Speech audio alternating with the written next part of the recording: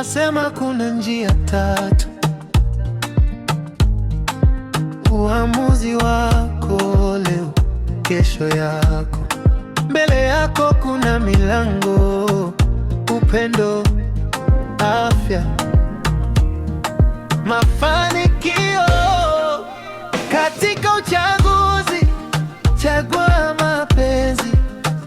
Mapenzi yanabeba afya na mafanikio. Ukishikilia moyo, mengine.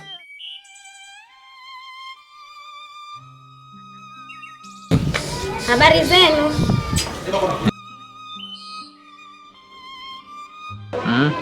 Vipi?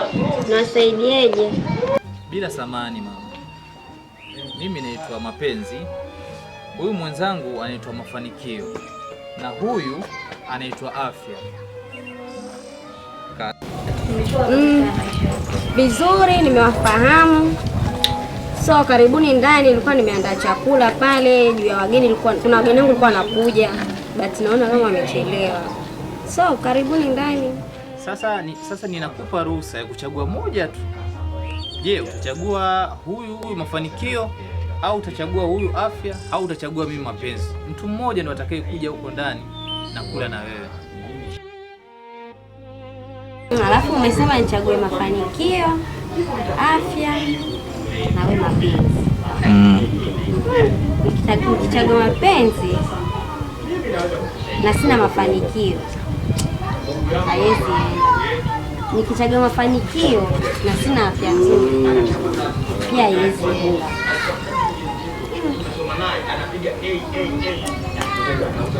Mimi mwenyewe sina mpenzi. Nataka mpenzi ndo nipate mimi.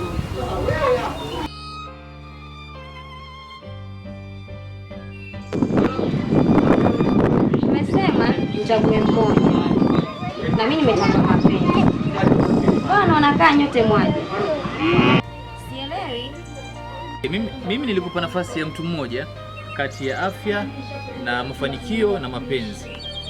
Ila sasa ukichagua Mafanikio, basi utakosa Mapenzi na utakosa afya nzuri. Na ukichagua Afya, utakosa Mapenzi na utakosa Mafanikio. Ila sasa ulivyonichagua mimi Mapenzi imebeba kila kitu. Mapenzi imebeba mafanikio, Mapenzi imebeba afya njema. Katika uchaguzi, chagua Mapenzi. Mapenzi yanabeba afya na mafanikio. Ukishikilia moyo, mengine yatafuata.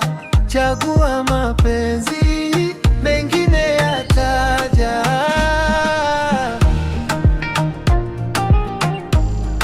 Yeah. Ukilinda roho, mwili unacheka. Ukimpa jirani, baraka zako zafunguka. Mafanikio bila watu ni baridi. Mapenzi yakija, baridi inayeyuka. Katika uchaguzi, chagua Mapenzi. Mapenzi yana